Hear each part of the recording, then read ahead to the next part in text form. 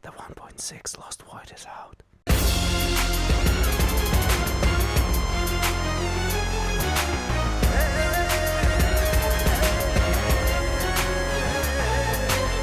Hi everyone, Hyok on side. The polychrome mines are open again with 1.6 release and new additions to Lost Void. For the last 2 days I tried hard and got all the goals myself and have confirmed or at least worked out solutions for all of them. If you know for sure that I misunderstood something and you have better explanation, feel free to drop a comment down below. This is basically an add-on to previous Lost Void guide from this channel, so if you're still struggling with 100% or some mechanics in general, you are welcome to check it out. If you are, just as me, balls deep into the holo already, but have problems with understanding new journal entries and how to get them, buckle up, as we diving straight to the polymaxing now. Starting with Exploration Collection, there are 3 new strategies available with corresponding rewards for gear level up on them. Strangely, they are available exclusively for difficulty 5 and above, so if you're still running lower difficulties or do difficulty 4 for Trial Agents gear, bear in mind that they are not available for you. Old strat for maxing out gear is still viable. You need to finish Lost Void run with gear level 3 or above, 4 corresponding cards at least. To count it for journal, just focus on obtaining gear you didn't have upgraded previously for particular strategy and obtaining corresponding Resonia to level it up, as easy as usual. We got 4 new additional gear sets for Astra, Evelyn, Jane and Corin. To get them in collection and fulfill the journal entry, you need to just obtain them in the inventory. You can leave the holo the moment you get them. It is common to miss out on personal gear for characters you don't have, but you actually can farm them on difficulty 4 with trial builds. Don't skip on that. Remember that 3 S-rank gear for each agent are the starting ones, and you still need mottled ether particle to unlock one of them. They are farmed just by completing Lost Void runs. Also, when you select starting gear from Ophelia, she doesn't mark any of the gear as new. You have to remember which one you miss. A-rank gear is obtainable throughout the run in friendly talk areas, so you will have to do at least one full run to unlock all A-rank gear related to the agent. They also added 5 new Geppetto related Resonia that are obtainable on difficulty 6. They are spawning generally in encounters as red cubes where you can select one of the 2 random provided. You can passively farm them while doing other entries just by prioritizing marked as new to obtain all of them in no time. Another subject that needs to be pointed out is that rewards for Resonia are expanded beyond the 5 new Resonia cards, and now, besides all the obtainable in Holo Resonia, you need at least 21 agents on your account with level 3 trust to obtain their 21 affinity and 5 class cards to max out rewards. It is the only account check in Exploration Collection right now, so if you have less agents you will not get 100%. Just cope with that, it is designed like this. The true trigger moment for a lot of us. We got 18 cards to obtain, but don't get salty in advance. They are actually farmed only in 2 quite common pools. Map cards you can get from Explorer Boo Encounter, and others are obtainable from Researcher Lady Encounter. Both are blue bulbs, I believe. Also, rewards for cards are limited to only 30, so you can miss 8 cards total and still get 100%. Thank God they spared us. Last page in Exploration Collection is brand new Unofficial guide. There are 5 entries related to new Geppetto boss fight. I believe they are pretty okay if you are getting them passively, but focusing on particular entry can be misleading due to poor explanation on some of them. To complete few, you have to understand boss impairing mechanics. You can impair one of his hands and his tail. After impairing, he will drop to the ground, and his body will be available for impair as well. In general, impair is inflicted by doing a vast amount of damage directly to one part of the boss. Target locking will help a lot with ensuring damage to the part you want. With this knowledge, we can return to the journal entries. Impairing tail is easy, you just have to get the back of Geppetto, target lock his tail and deal as much damage as needed to impair. Impairing 3 times is easy as well, just focus on different parts of his body and after impairing one, switch to another. Just remember that impairing same parts is not an option. It is also possible to complete this entry with the next one.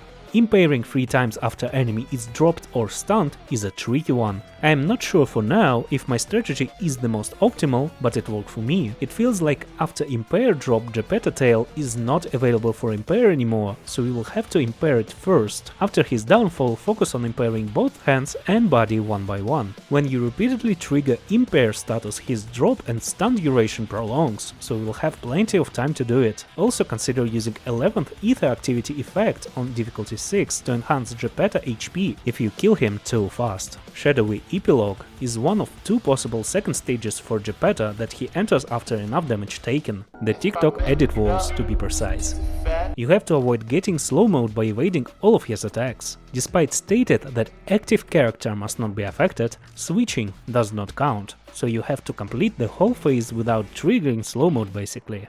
It may be tricky, but it is definitely possible by just running same way as the walls rotate and just avoiding laser attack. And lastly, in my opinion, the most unclear entry, killing 5 enemies within 3 seconds after assist follow-up in his other form of second phase. I believe it is meant to be done in single stage and is not accumulative from different runs, but I am 50% sure you can do several parry kills combos within singular phase to do it. In this stage, Geppetto teleports to the side of the arena and spawns 5 small and 1 chunky insane drop ethereal. My personal strategy on Miyabi was waiting for big guy attack with different agents, parry and assist follow-up with Miyabi and doing 4 stacks Shimatsuki right after.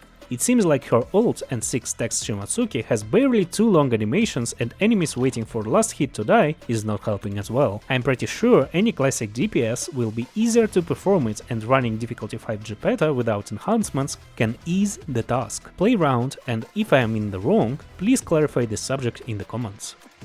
Now we move to new pinnacle of very human UI design by Hoyo, Exploration Mission tab inside the Battlefront Purge. First new tab is Battlefield Encounter, which is a killer feature to try out and understand personal gear for each related agent, 2 entries for each of them. This particular section will be a long one, as it describes every character gear in details to make it clear how to obtain the journal entries. You can also use it to finally learn the personal gear tag. Missions are commonly restricted to 1 encounter, but for now the entries that does not require touching several enemies are obtainable on the training dummy in the starting room. Use it to save some time. Also, they are related to new moveset of the agents, so only S-rank gear from Affiliate are required. Let's take a look for all agents entries in particular.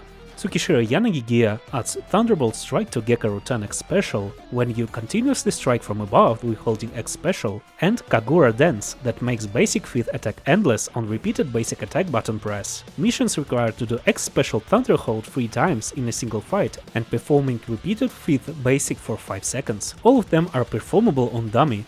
Doe Gear adds Ice Slash after 5th basic, X Special and Dodge counter that can be triggered with basic hold and ability to mark enemies after X Special to do 1 extra X Special for free right after. Missions require doing Ice Blade 5 times and doing 4 consecutive X Specials. All can be performed on dummy.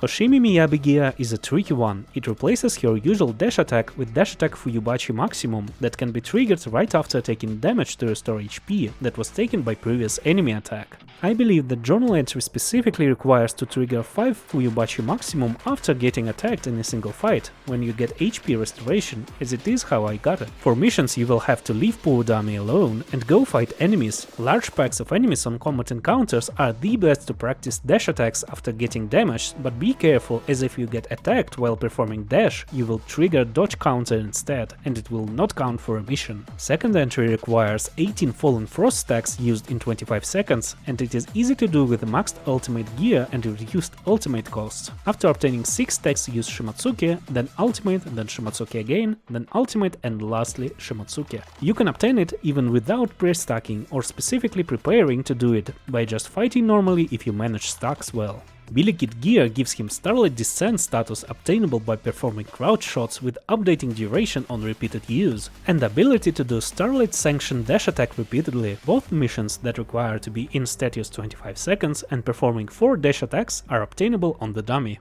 Corin Gear provide 2 new abilities to her moveset. First one, after dash attack you can hold basic and enter the dash attack Oopsie Daisy when Corin drives her chainsaw and target enemies nearby. Second one, add to her X special attack Overclock Overload, the chainsaw aura that hits enemies separately from Corin chainsaw. Triggering X special 3 times can be performed on dummy, but hitting 3 enemies with Oopsie Daisy require no shot 3 enemies. Just enter combat encounter to do it.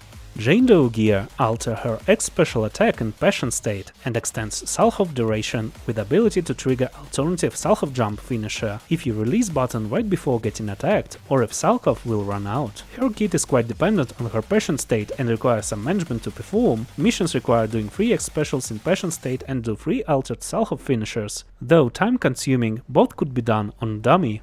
Evelyn Chevalier Gear alter her chain attack for stacks, but not the usual chain attack, and dash attack that she can perform after ending binding string state once. Mission require 3 chain attacks and 3 dash attacks, which both can be obtained on dummy. Lastly, the magical girl Astra-Astra-Yao Gear provide only one new addition to moveset, the Radiant Movement basic attack beam that can be triggered after spending energy and obtaining radiant stacks on left from the character on field. Triggering Radiant Moment 3 times mission can be performed on dummy, but hitting 5 enemies with one beam will require combat encounter. Gladly there are a lot of them with simultaneous 5 enemies on field. That's basically all the new gear movesets both from previous and last Lost Void gear updates. Hope now it is obvious how to finish these missions. Moving further.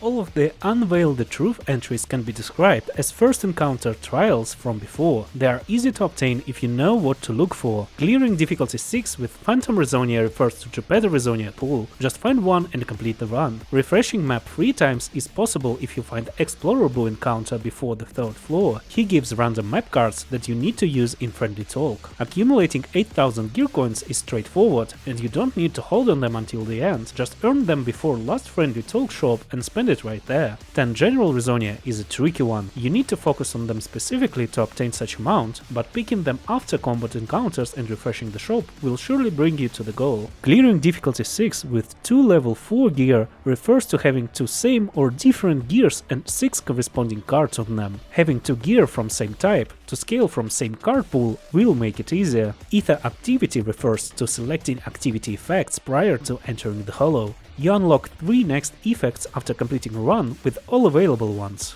And the last and straightforward, beat up Geppetto in 3:30 timer limit. As easy as that.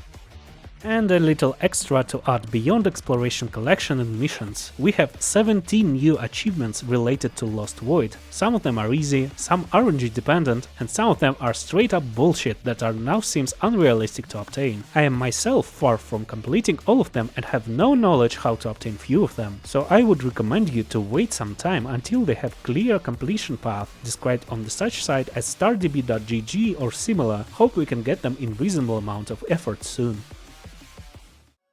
And that's it for new Lost Void update. Hope everything was clearly explained, and if not, let me know guys. I'm reading and responding to every question or addition in the comments. Let's make clearing content smooth for everybody together. Also, thanks a lot for watching this video to the end. It means a lot to me. Especially with such gap in uploads, it is nice to see you all here. Be safe guys, farm polis with passion, have your fun, and as always, be the water in your teapot heart. Bye bye!